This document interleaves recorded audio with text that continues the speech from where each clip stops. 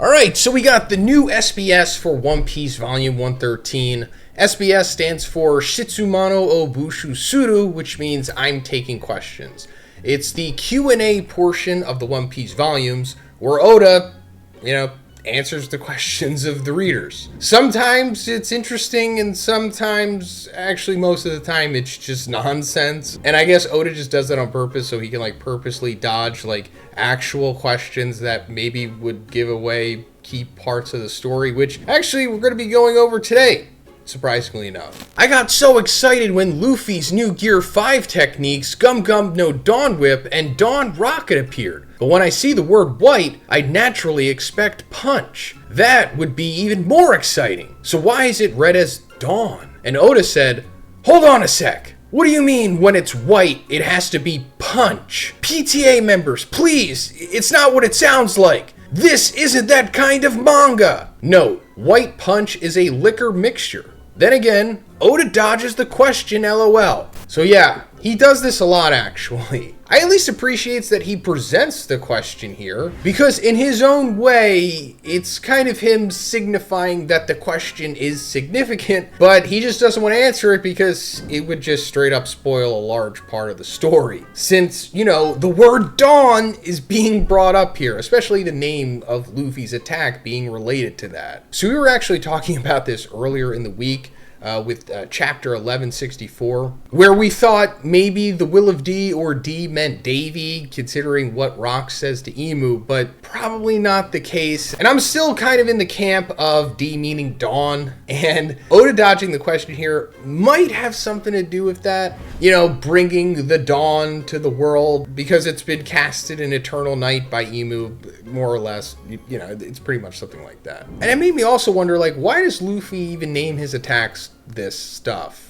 Dawn. Luffy even barely has a concept of the plot of One Piece and what's even going on around him. So why would he name his attacks Dawn? And I guess you could just say, well, maybe it's the Nika fruit influencing him. Because, Sun God Nika has something to do with all that Dawn stuff, as to where it seems to be implied that Nika himself, the Sun God, first existed, then he died or something, and then eventually he became the devil fruit that Joy Boy ate, and then Joy Boy died, and then the devil fruit moved on to Luffy 800 years later. Then I guess you could just say, well, Luffy doesn't even really think about that stuff, and he just thought, Dawn sounded cool, so I'll just name my attacks that, because that's probably the answer. Odachi Heso, are Franky and Queen father and son? And Oda said, oh no, they've noticed.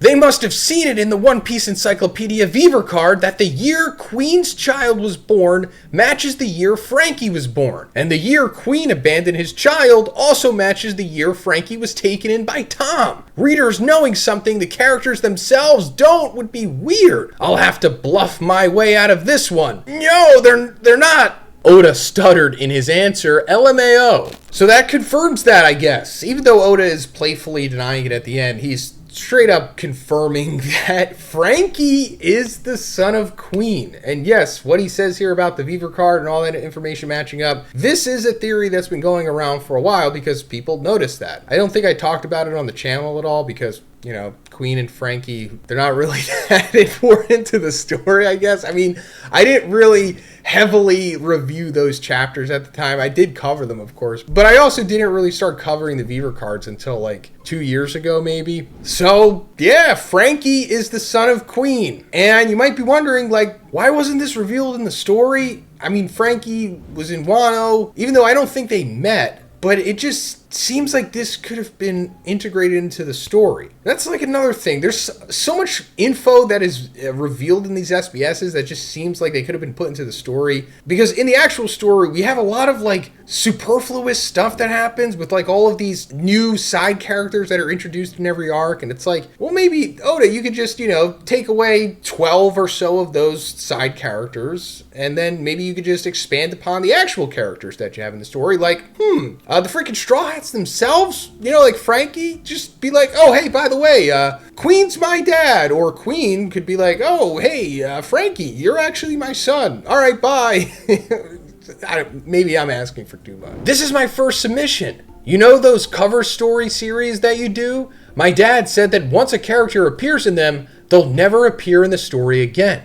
Is that true? And Oda said, that's not true at all. The cover series I've done so far include Buggy, Kobe, Django, Hachan, Wapol, Ace, Gedatsu, Meet Baroque Works, Enel, CP9, Caribou, Jinbei, the Straw Hat Grand Fleet, Beji, Germa, and Yamato. I've done this many times already. Most of these characters have returned in the main story. Basically, the cover story series are to show readers what these characters are up to. There are also a book called Doors, which contains all of these and is very easy to read. Are you perhaps curious if Yamato will appear again? Please look forward to it. Ha ha ha. So first of all, that Doors book, I didn't know about that. That's pretty cool, actually. I didn't see that when I was in Japan. I went to this place called Shosen Book Tower, and they had like everything that you could want in a One Piece book. And I bought a lot of stuff. I should have bought all of it in retrospect, but I'm an idiot. But I didn't see a Doors book. And apparently, going through Google, there's like at least 3 of them. You can get them on Japanese Amazon right now if you really wanted to. I don't know if they give like a little exposition as to what the cover stories mean, other than like the little sentence that comes with all of them. So I'm going to assume that they don't, but that's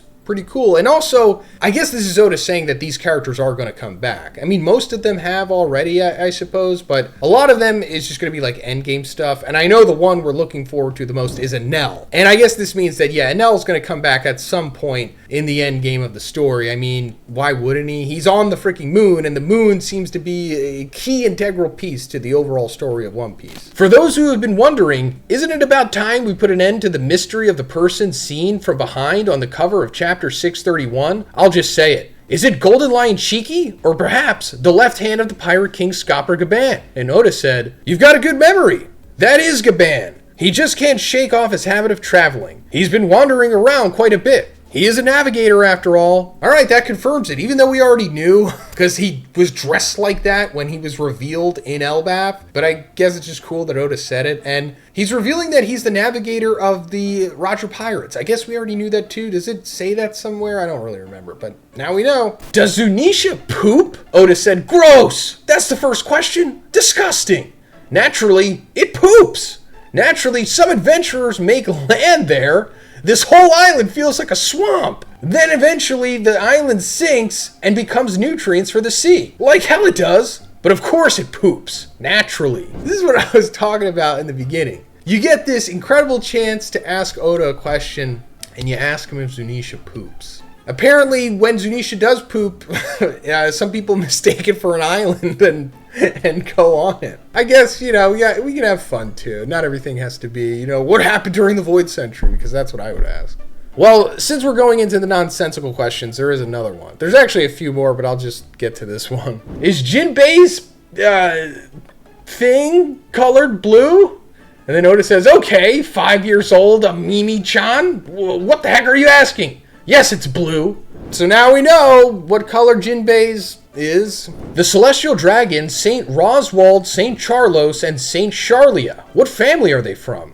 And Oda said, "They're from the Roswald family. St. Roswald's parents must be a bunch of idiots. Roswald's full name is Roswald Roswald." I'm just going to call him Roswald because saying Rosward.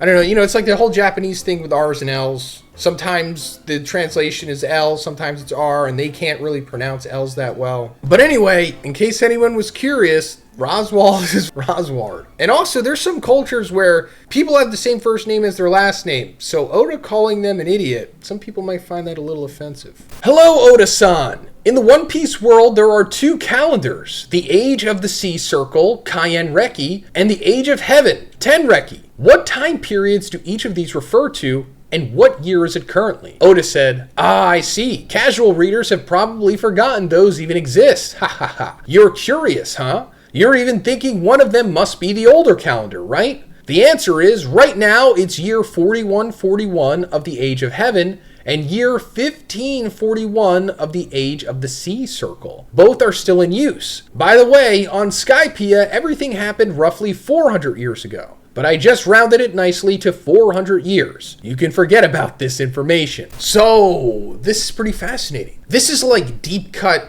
One Piece stuff for sure. And I'm also sure that we'll go into this in the end game of One Piece, because I guess it will be revealed how these calendars work and why they work the way that they do. Age of Heaven could imply that they're going by the time of the people who existed outside of Earth. Like when we're going off of Vanel's cover story, we see that like the original Skypean people came down from wherever they came from, the moon or some satellite planet, because their place ran out of resources. And this could relate to their calendar. And as for the age of the Sea Circle, this could be the calendar that Emu created, or somebody like that possibly, because it's only 1541 years, and obviously the One Piece history goes much further than that. Still not sure, but Oda said to forget it, so it's obviously something important, and the time of them, you know, is significant for sure. But I'm not smart enough to answer this question, even though it's not a question, you know what I mean. Then there's like a few other questions, but they're not really that interesting, so I'm just gonna skip them for now because I don't want to bore you guys any more than I already have. But let me know what you think about all this stuff in the comments, guys. If you liked the video, please give it a like, and please subscribe if you haven't already. Have a great day, and I'll see you in the next one.